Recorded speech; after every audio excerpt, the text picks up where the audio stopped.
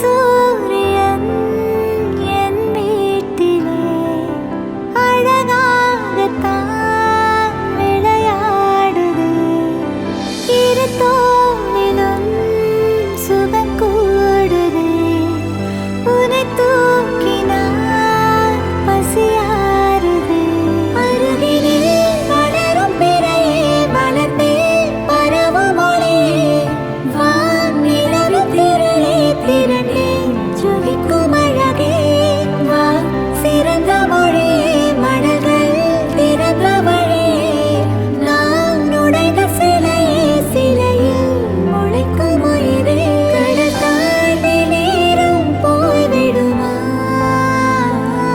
கரை தாண்டி மீனும் வாழ்ந்திடுமா